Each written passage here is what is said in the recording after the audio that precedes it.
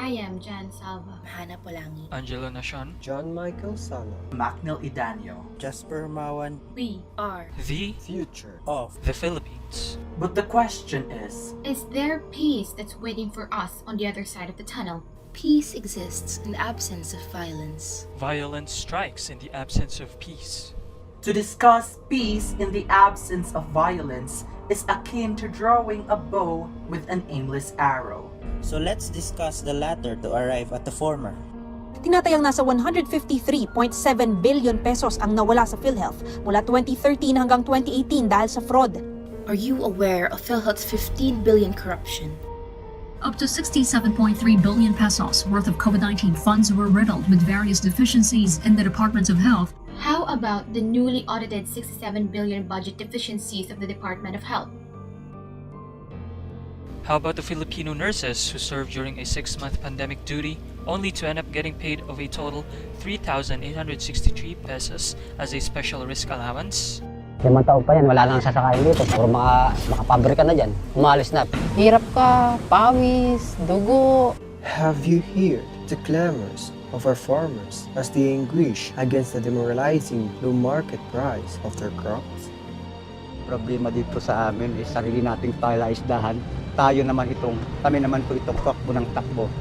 Have you ever felt the cries of our fishermen when they were harassed as they were fishing in the West Philippine Sea?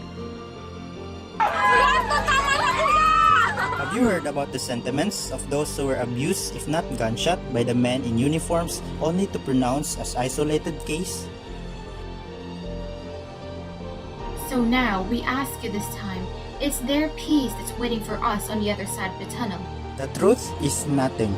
But there is light in the slippery slope of peace. The slippery slope of peace that points out to the framework that Peace starts when there is leadership. Fraud at inefficiency. Yan daw ang mga problema ngayon sa PhilHealth. when there is leadership, PhilHealth will be compelled to exhaust all peso in fixing the health-related bills of all the Filipinos.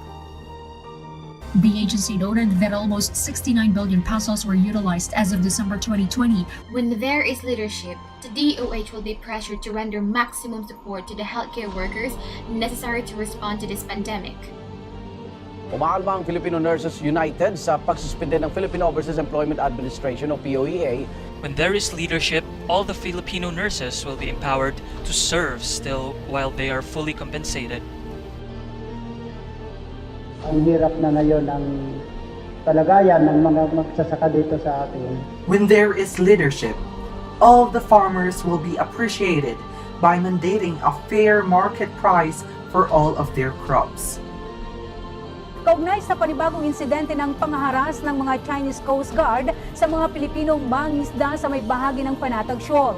When there is leadership, our fishermen will no longer be terrorized and they will once claim the sovereign of our own waters in the West Philippine Sea. The truth is, peace starts when there is leadership. And this is the slippery slope of peace. In this new normal, only competent leadership is our peace. Let us all be advocates of peace by